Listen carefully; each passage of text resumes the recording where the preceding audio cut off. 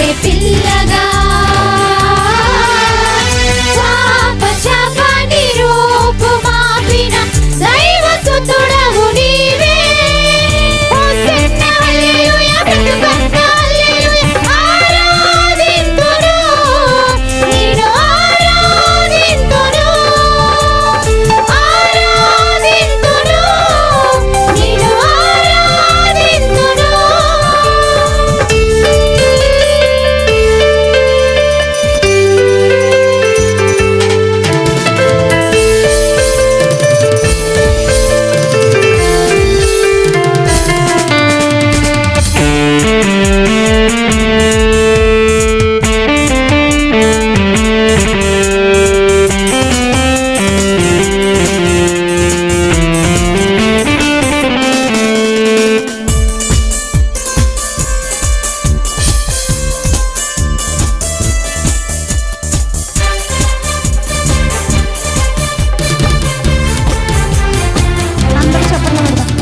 జీవమార్గము కాంతి నిలయము నీవు నివసించే స్థలములో. జీవమార్గము కాంతి నిలయము నీవు నివసించే స్థలములో. జీవజలములై బ్రతికించే నీ మాట సాక్షినయ్యుందు దేవా. హోసన్నా హల్లెలూయా బ్రతుకన్నా హల్లెలూయా ఆరాధింతును నిన్ను ఆరాధింతును ఆరాధింతును నిన్ను ఆరాధింతును. జయము జయము హోసన్నా స్తోత్ర గీతములు పాడి. జయము జయము హోసన్నా స్తోత్ర గీతములు పాడి. ఆరాధింతును నిన్ను ఆరాధింతును ఆరాధింతును నిన్ను ఆరాధింతును. మన దేవుడు అవకాశాలు ఇచ్చేటువంటి దేవుడు. ఎవరైతే దేవుని దగ్గరికి రావాలి, ఆయన చూడాలి, ఆయన మాటలు వినాలి అని ఎవరు ఆశపడతారో ప్రభుని దేవుడు వాళ్ళ దగ్గరికి వస్తాడు, వాళ్ళతో మాట్లాడతాడు, వాళ్ళకు అవకాశాలు ఇస్తాడు. ఎవరు అవకాశాలు సద్వినియోగం చేసుకుంటారో వాళ్ళు ధన్యులు. అవకాశాలు దుర్వినియోగం చేసుకున్న వాళ్ళ యొక్క జీవితాలు భయంకరంగా ఉంటాయి. జకయ్య ధనవంతుడే, పాపిగా జీవిస్తూ ఉన్నాడు. యూదా కుటుంబంలో జన్మించాడు, పరిశుద్ధుడిగా ఉండవలసిన వాడు. జకయ్య అంటే పరిశుద్ధుడు. ఒక కుటుంబంలో యూదా కుటుంబంలో ఒక వ్యక్తి పుడితే వాడికి పరిశుద్ధుడిగా ఉండాలి అని చెప్పి పరిశుద్ధుడని పేరు పెట్టారు. జకయ్య పెద్దవాడే కొద్దీ ఈ లోక సంబంధమైనటువంటి జీవితాన్ని జీవిస్తూ పాపిగా జీవించాడు. పరిశుద్ధుడిగా లేడు కానీ పాపిగా పేరు పొందాడు. తన జీవితంలో నెమ్మది లేదు. ఆస్తి ఉంది, అంతస్తు ఉంది, లేకపోతే మంచి ఉద్యోగం ఉంది, కానీ తన జీవితంలో నెమ్మది లేనటువంటి పరిస్థితి. యేసును చూడాలని ఆశపడ్డాడు. అయితే తన జీవితంలో రెండు విషయాలు అడ్డుగా ఉన్నట్టుగా కనబడతా ఉన్నాయి. ఒకటేమో తాను పొట్టివాడంట, తను ప్రభు దగ్గరికి రానటువంటి స్థితిలో ఉన్నాడు. తన పాపాన్ని బట్టి, లంచగొండితనాన్ని బట్టి, తన జీవితంలో ఉన్నటువంటి అతిక్రమాలను బట్టి దేవుని దగ్గరికి రాలేనటువంటి స్థితిలో ఉన్నాడు. రెండోదిగా యేసు ప్రభుని వెంబడించే వాళ్ళే అడ్డంగా ఉన్నట్టుగా కనబడతా ఉంది. ఏది ఏమైనా సరే తన యొక్క ఆశను బట్టి ప్రభువైన యేసు క్రీస్తు శిలువ మీదకి వెళ్ళక ముందు ఆయన యెరూషలేము నుండి ఈ యొక్క యెరికో ప్రాంతానికి 16-17 మైళ్ళు కాలినడకన నడుచుకుంటూ జక్కని దర్శించడానికి ఈ యొక్క యెరికోకు వచ్చినట్టుగా కనబడతా ఉంది. ప్రభువైన దేవుడు మానవులకు అవకాశాలు ఇచ్చేటువంటి దేవుడు. జక్కయ్యకి అవకాశం ఇచ్చాడు. జక్కయ్యకి ఇవ్వబడినటువంటి అవకాశాన్ని సద్వినియోగం చేసుకున్నట్టుగా కనబడతా ఉంది. జక్కయ్య ఇంతకుముందు ఎన్నోసార్లు ప్రయత్నం చేశాడు. ఆ రోజు కూడా ఒకవేళ నాకు ప్రభు కనబడ్డు ఇదంతా వ్యర్థం అనుకుంటే తన జీవితంలో గొప్ప ధన్యత కోల్పోయి ఉండేవాడు. తను ప్రభు దగ్గరికి పట్టుదలతో వచ్చాడు. ఎట్లయినా సరే ఈ రోజు నేను చూడాలనుకున్నాడు. మేడి చెట్టు ఎక్కుతున్నాడు. ప్రభు ఆ చెట్టు దగ్గరికి వచ్చినట్టుగా కనబడతా ఉంది. అంతేకాదు భర్తమై గుడ్డివాడు, పుట్టి గుడ్డివాడు. భర్తమై ఈ యొక్క యెరికో మార్గం పక్కన భిక్షం అడుక్కుంటూ ఉండేవాడు. ఈయన యొక్క ఆశ తీర్చడానికి ప్రభు భర్తమైనటువంటి స్థలం పక్క నుండి వెళ్తా ఉన్నాడు. భర్తమై వచ్చాడు. భర్తమై కేకలు వేస్తున్నాడు. యేసు ప్రభు అక్కడికి వచ్చిన సంగతి తెలుసుకొని, దావీదు కుమారుడా నన్ను కరుణించు, దావీదు కుమారుడా నన్ను కరుణించు. ఇద్దరు కూడా తమకున్నటువంటి ఆశను బట్టి, ఆసక్తిని బట్టి, ఒకవేళ వాయిదా వేసి ఉంటే తర్వాత చూద్దాంలే, తర్వాత తెలుసుకుందాం, ఇంకోసారి అనుకుంటే ప్రభు యేసుక్రీస్తు మళ్ళా ఎరుకోకు రాలేదు. ఎందుకంటే ఆధారంలోనే ఆయన శిలువ మీదకి వెళ్ళాడు. ప్రభు అవకాశాలు ఇచ్చేవాడు. అవకాశాలు జారు విడుచుకుంటే మళ్ళీ తిరిగి రావుని జీవితంలో నువ్వు ఎవరిమైనా సరే.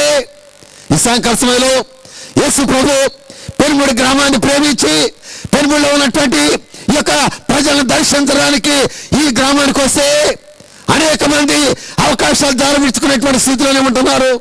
దేవుని మాట్లాడితే లెక్కలేదు. ఒకప్పుడు గొప్ప ఉద్యమం వచ్చినటువంటి స్థలము, ఒకప్పుడు పరిశుద్ధాత్మ దేవుడు ఈ స్థలంలో దిగి వచ్చినటువంటి స్థలం ఇది. అయితే ప్రజలు జీవితాలు ఎట్లయిపోయినాయంటే చాలా భయంకరమైనటువంటి పరిస్థితి అయిపోయింది. దేవుని యొక్క ఉగ్రత మానవుల పాపాన్ని బట్టి ప్రపంచం మీదకి వస్తూ ఉంది, అనేక దేశాల మీదకి వస్తూ ఉంది, అనేక మంది వ్యక్తుల మీదకి వస్తూ ఉంది. ఈ యొక్క తెగుళ్ళు, ప్రపంచంలో వస్తున్నటువంటి తెగుళ్ళకి ప్రాముఖ్యమైనటువంటి కారణం ఏంటంటే మానవుల యొక్క పాపమే. అలనాడు ఫరో లేకపోతే ఐగుప్తు దేశస్తుల యొక్క పాపాన్ని బట్టి ప్రభుని దేవుడు ఐగుప్తు దేశం మీదకి తెగులు తీసుకొచ్చాడు. అదే రీతిగా ఈ యొక్క ప్రపంచంలో ఉన్నటువంటి ప్రతి దేశంలో కూడా ఈ గొప్ప పాపపు వ్యాధిని బట్టి ప్రభుని దేవుడు ఈ యొక్క కరోనా అనేటువంటి ఈ యొక్క తెగుల్ని తీసుకొస్తా ఉన్నాడు. ఈ తెగుల నుండి బయటికి రావాలంటే ప్రభుత్వ దేవుని దగ్గరికి వెళ్ళి ప్రార్థన చేస్తే తప్ప విడుదల అనేటువంటిది రాదు. ఐగుప్తు దేశంలో తెగుళ్ళు వచ్చినప్పుడు మోషే చేస్తుంది ఏంటంటే దేవుని దగ్గరికి వెళ్ళి మొరపెడుతున్నాడు. ప్రియమైనటువంటి దేవుని బిడ్డలారా, ఈ యొక్క వ్యాధి, ఈ తెగులు మన కుటుంబాల్లో ప్రవేశించకుండా ఉండాలంటే నువ్వు నేను చేయవలసింది ఏంటంటే ప్రార్థన. ఏ మందు కూడా పనిచేయదు. ఎవరు ఎంత దూరాన్ని ఉన్నా సరే ఇది ఆగేది కాదు. ప్రపంచ దేశాలన్నీ కూడా దాదాపు 140-150 దేశాలకి వ్యాప్తి చెందింది. చాలా వేగంగా ఇది పాకుతూ ఉంది. దీన్ని ఎవరు అరికట్టగలిగింది కూడా లేదు. దాచిపెడుతున్నారు చాలా మంది. ఇందాక చెప్తున్నాడు జాని చెప్తున్నప్పుడు పాపాన్ని దాచిపెట్టడంలో చాలా మంది నేర్పరితనం కలిగిన వాళ్ళు ఉన్నారు. ఏం చేస్తున్నారంటే ఎవరైనా ఫ్లైట్లో వచ్చినప్పుడు ఏం చేస్తారంటే ఎవరైనా విమానంలో ఒక దేశం నుండి ఒక దేశానికి వస్తే టెస్టులు చేస్తున్నారు. ఈ టెస్టులు చేసినప్పుడు ఆ వ్యాధి ఉన్న వాళ్ళకి ఏంటంటే కొంచెం జ్వరం ఉంటుంది, పొడి దగ్గు, లేకపోతే గొంతు గురగురమంటా ఉంటుందంట. ఈ లంగ్స్లోకి తర్వాత వెళ్తుంది. దానికంటే ముందుగా ఉండేది ఏంటంటే జ్వరం ఉంటుంది.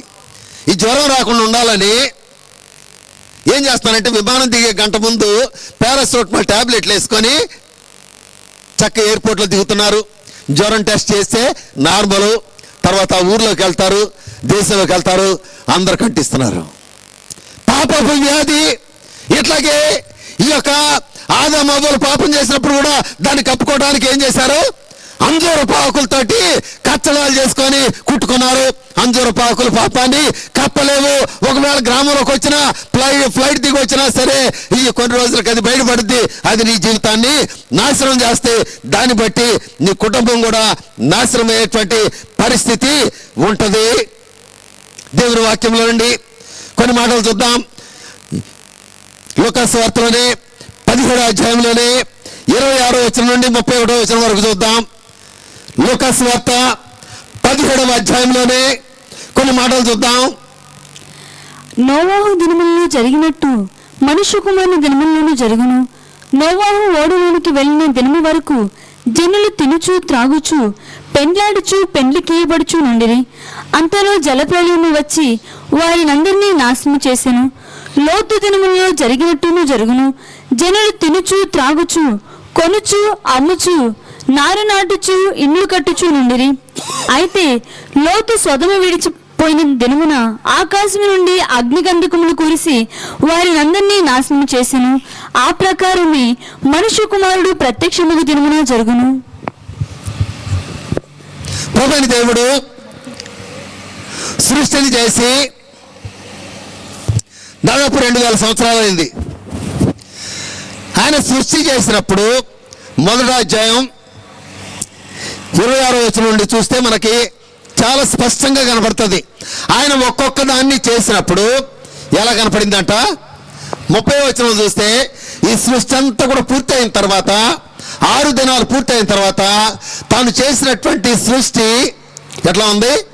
దేవుడు తాను చేసినది యావత్తును చూచినప్పుడు అది చాలా ఎట్లా ఉంది? చాలా మంచిదిగా నుండెను. చాలా మంచిదిగా ఉందంట. చాలా మంచిదిగా ఉన్నటువంటిది 2000 సంవత్సరాలు గడిచేటప్పటికి చాలా చెడిపోయింది. అర్థమవుతుందా? ఒకప్పుడు చాలా బాగుంది, 2000 సంవత్సరాలు గడిచినాయి, ప్రభుని దేవుడు చూసి చాలా బాగుంది, చాలా మంచి పని చేశాను అనుకున్నాడు. 2000 సంవత్సరాలు అయిన తర్వాత అదే మనిషిని చూసి 6వ అధ్యాయం 5వ వచనం చూసినట్లయితే నరుల చెడుతనము భూమి మీద గొప్పదని వారి హృదయం యొక్క తలంపుల్లోని ఊహంతయు ఎల్లప్పుడూ కేవలం చెడ్డదని యెహోవా చూచి తాను భూమి మీద నరుని చేసినందుకు యెహోవా సంతాపము నుండి తన హృదయంలో నొచ్చుకొనెను. ప్రియమైనటువంటి దేవుని బిడ్డలారా, ప్రభుని దేవుడు ఒక ప్రత్యేకమైనటువంటి ఉద్దేశంతో ఆదాముని అవ్వని భూమి మీద సృజించాడు. ఏంటంటే భూమి సమస్తమైనటువంటి దాన్ని పరిపాలించండి. అంతేకాకుండా దేవుడు ఈయన తనతో సహవాసం చేయడానికి, ఆయన పూజించి ఆరాధించడానికి, నిత్యము కూడా దేవుడితో ఉండడానికి మనిషిని భూమి మీద సృజిస్తే నరులంట తమ మార్గాల్ని చెడుపుకున్నారు అని చెప్పి దేవుని వాక్యంలో వ్రాయబడి ఉంది. అయితే ఇక్కడ దేవుని వాక్యంలో చూసినట్లయితే ఏంటంటే నరుల చెడుతనము, నరుల్లో మంచి కంటే చెడ్డ ఎక్కువగా ఉంది. నరుల్లో చెడుతనం ఉందని చెప్పి దేవుని వాక్యం చెప్తా ఉంది. ప్రతి మనిషిలో కూడా నీ యొక్క చెడుతనం అనేటువంటిది ఉంది. అంతేకాకుండా వాళ్ళ హృదయం యొక్క తలంపుల్లోని ఊహంతయు ఎల్లప్పుడూ కేవలం చెడ్డది. It is the continuous tense. ఇది కొనసాగుతున్నటువంటిది. ఆదమవ్వల నాటి నుండి నోవహు దినాల నాటి నుండి జరుగుతున్నది ఏంటంటే ఆ దినం నుండి కూడా నరుల చెడుతనము భూమి మీద గొప్పది. అది వారి హృదయం యొక్క తలంపులలోని ఊహంతయు ఎల్లప్పుడూ కేవలం చెడ్డది. ఏంటంటే ఆ రోజు నుండి ఈ రోజు వరకు కూడా మానవ హృదయాలు ఏ రోజైతే ఏదైనా మనములో ఆదమవ్వలు ఆజ్ఞని అతిక్రమించారో ఆ రోజు నుండి ఈ రోజు వరకు కూడా మానవ హృదయాలు చెడిపోయినాయి, మానవ జీవితాలు చెడిపోయినాయి. ఇటువంటి స్థితిలో మనుషులు జీవిస్తా ఉన్నారు. భూమి మీద నరుని చేసినందుకు ప్రభువైన దేవుడు సంతాపం పొందాడు. మనుషులు చెడిపోయారని చెప్పి 11వ వచనం ఉంది. 11వ వచనం, భూలోకము దేవుని సన్నిధిని చెడిపోయి ఉండెను. భూలోకము దేవుని సన్నిధిని చెడిపోయి ఉండని. ఏంటి భూలోకం అంటే? భూలోకం అంటే ఏంటి? భూమి అంటే ఏంటి? దేశం అంటే ఏంటి? దేశం అంటే మట్టి కాదు. దేశం అంటే భూమి మీద ఉన్నటువంటి మనుషులు ఏమయ్యారంట? చెడిపోయారు, బలాత్కారంతో నిండి ఉన్నారు. సమస్త శరీరం తమ మార్గములను చెరిపివేసుకుని ఉన్నారు. సమస్త జనులు ఈ లోకంలో జీవిస్తున్న ప్రతి వ్యక్తి కూడా తమ యొక్క జీవితాల్ని మార్గాల్ని చెరిపివేసుకొని ఉన్నారు. ప్రభువైన దేవుడు పాపాన్ని శిక్షించేవాడు, పాపుల్ని ప్రేమించేవాడు. గుర్తుపెట్టుకోండి, ఆయన ఎప్పుడు కూడా పాపాన్ని ద్వేషిస్తాడు, పాపిని ఎప్పుడు కూడా ప్రేమిస్తాడు. పాపానికి శిక్ష మాత్రము తప్పదు. పాపాన్ని మాత్రం దేవుడు తప్పకుండా శిక్షిస్తాడు. 2000 సంవత్సరాలు అయిపోయింది. జనులు చూసి చాలా సంతోషపడ్డాడు. 2000 సంవత్సరాల తర్వాత అదే మనిషిని చూసి ప్రభువైనటువంటి దేవుడు సంతాపం పొందుతా ఉన్నాడు, ఈ యొక్క ఏడుస్తూ ఉన్నాడు, దిగులు పడుతున్నాడు. లేకపోతే ఎందుకు చేశాను అని చెప్పి ఆయన చాలా బాధపడుతున్నట్టుగా కనబడుతూ ఉంది. యెషయా గ్రంథం 1వ అధ్యాయం 2వ వచనం ఉంటుంది, నేను యెహోవా మాట్లాడుచున్నాడు, ఆకాశమా ఆలకించు. ఆకాశము ఆలకించుము, భూమి చెవియొగ్గుము. నేను నేను పిల్లలను పెంచి పెద్దవాళ్ళని చేశాను, అయితే వారు నా మీద తిరుగుబడి ఉన్నారు. ఇశ్రాయేలు ప్రజల గురించి దేవుడు చెప్తున్నాడు, వీళ్ళు తన సొత్తు, తన జనాంగము. అయితే వీళ్ళని పెద్దోళ్ళని చేస్తే వీళ్ళని తీసుకొచ్చి ఆశీర్వదించి దేవుడు ఈ యొక్క భూభాగంలో లేకపోతే ప్రపంచ మొత్తంలో కూడా కేంద్రమైనటువంటి ఈ యెరూషలేములో ఉంచి లేకపోతే పాలస్తీనా దేశంలో ఉంచితే ప్రపంచానికి నడిబొడ్డు మిడిల్ ఈస్ట్, అక్కడే ప్రభువైనటువంటి యేసుక్రీస్తు ఈ యొక్క నరావతారిగా భూమి మీదకి వచ్చాడు. ఎందుకంటే ఆ మధ్య ప్రాంతంలో పుట్టాడు అంటే ప్రపంచంలో నలుదిక్కుల వాడి ఉన్నటువంటి ప్రజలందరూ కూడా ఆయన్ని తెలుసుకోవాలని. ఆయన పుడితే ఈ ప్రజలు ఏం చేస్తానంట, వీళ్ళు పెంచి పెద్ద చేస్తే వీళ్ళు ఆయన మీద తిరుగుబాటు చేస్తా ఉన్నారు. ప్రియమైనటువంటి దేవుని బిడ్డలారా, ఈ దినాల్లో చూస్తే కుటుంబాలు తిరుగుబాటు చేసేది ఎవరు? సంఘాలు తిరుగుబాటు చేసేది ఎవరు? ఎవరిని నువ్వు పెంచి పెద్ద చేస్తున్నావో వాళ్ళే తిరుగుబాటు చేసేది. ఒకప్పుడు ఈ యొక్క పెరుమూడి పరిస్థితి చూసినట్లయితే ఈ మొట్టమొదటిలో 1940, 45, 44, 45, 46, 47 ఆ 50కి ముందు సంవత్సరాల్లో ఇదే స్థలంలో మరి జాషువా డానియల్ గారి తండ్రి డానియల్ గారు వస్తే ఇక్కడే ఉద్యోగ కోటాలు జరిగాయి. ఈ ఏ స్థలంలో ఉద్యోగ కోటాలు ఈ పొలంలో జరిగాయి. అలాంటివి ప్రభువైన దేవుడు ప్రేమించి మనకిచ్చాడు. మరొకసారి అలాంటి ఉద్యోగ జ్వాలలు ఈ పెరుమళ్ళలో లేవనెత్తబడాలని చెప్పి ప్రతి ఒక్కరు కూడా ప్రార్థన చేయవలసినటువంటి అవసరం ఉంది.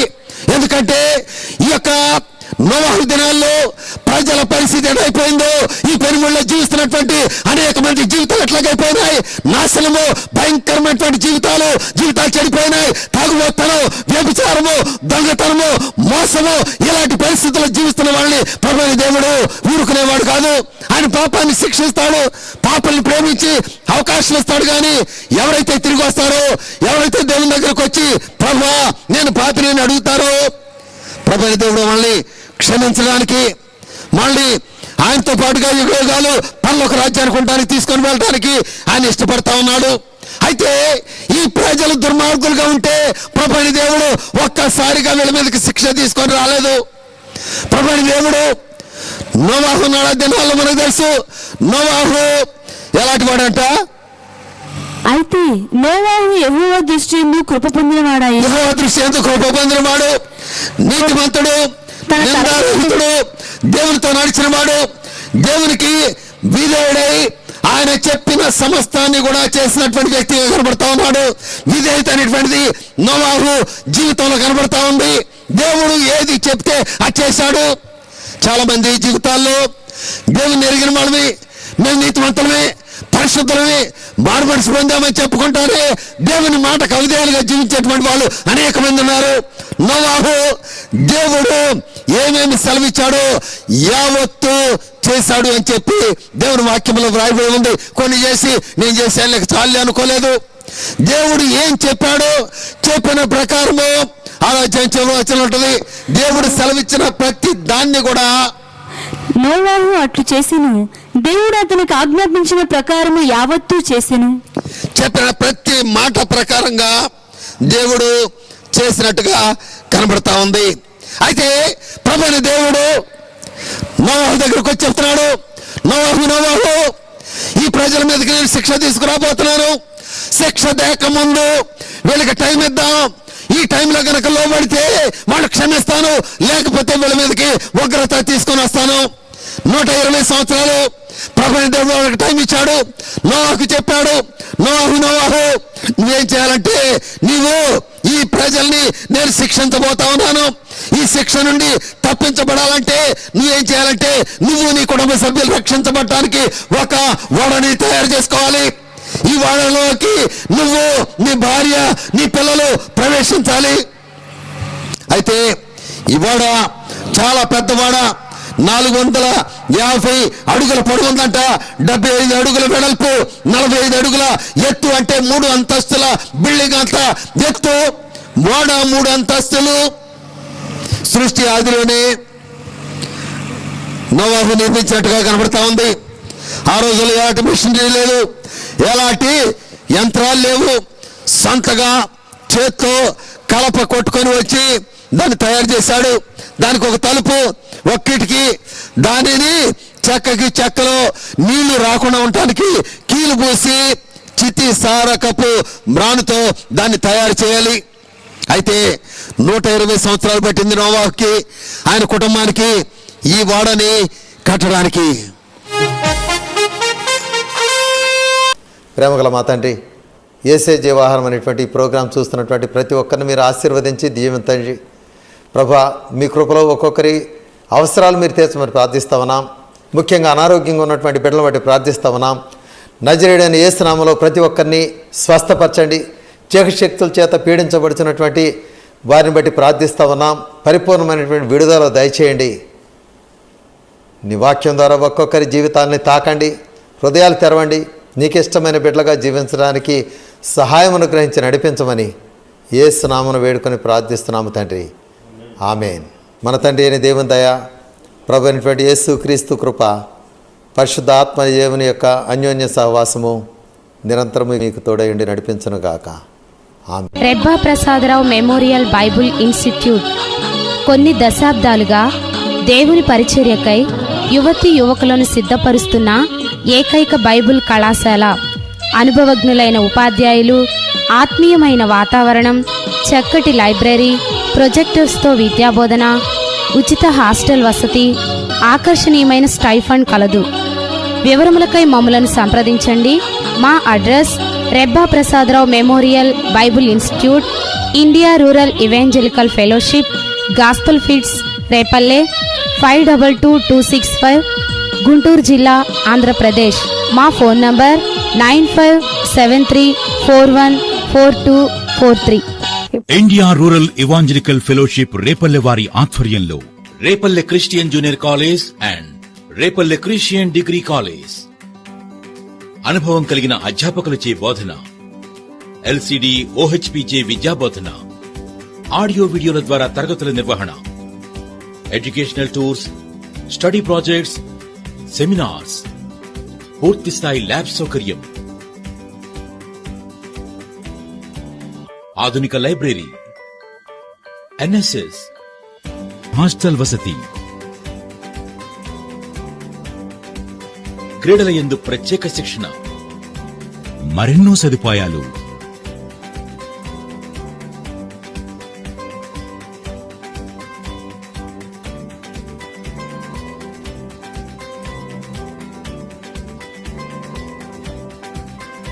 Inter MPC, MEC, CEC, HEC, BiPC గ్రూపులు, డిగ్రీ, బీఎస్సీ, బీకామ్, బీఏ గ్రూపులు కలవు.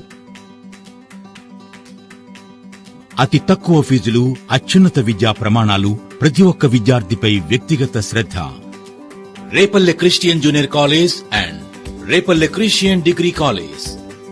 వివరాలకు 9949047007 మరియు 9573414243. మా address India rural evangelical fellowship, gospel fields, Repalle, Guntur. India rural evangelical fellowship Repalle వారి ఆధ్వర్యంలో జాన్స్ ఇంగ్లీష్ మీడియం స్కూల్ ఆహ్లాదకరమైన కాలుష్యరహిత వాతావరణంలో నిర్మించబడిన స్కూల్ భవన సముదాయంలో విద్యార్థులకు అత్యాధునికమైన సాంకేతిక పరిజ్ఞానంతో 1వ తరగతి నుండి 10వ తరగతి వరకు విద్యాబోధన జరపబడుచున్నది.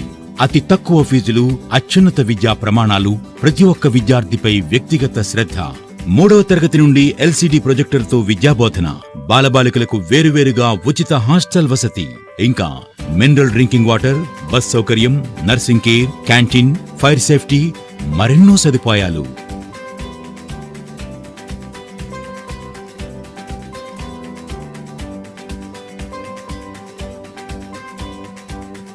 అడ్మిషన్లకు సంప్రదించండి. John's English medium school, Bethapudi road, Repalle. Cell number 9573414243.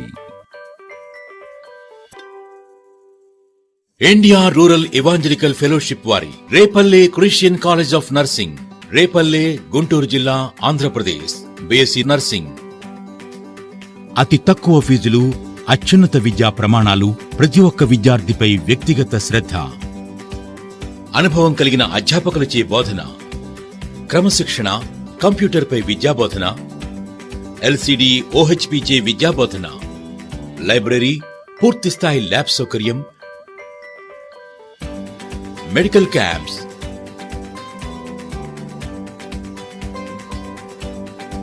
Educational tours, రవాణా సదుపాయం, స్టడీ ప్రాజెక్ట్స్, సెమినార్స్, క్లినిక్ వసతులు కలవు. విద్యార్థులకు హాస్టల్ వసతి కలదు. మరెన్నో సదుపాయాలు.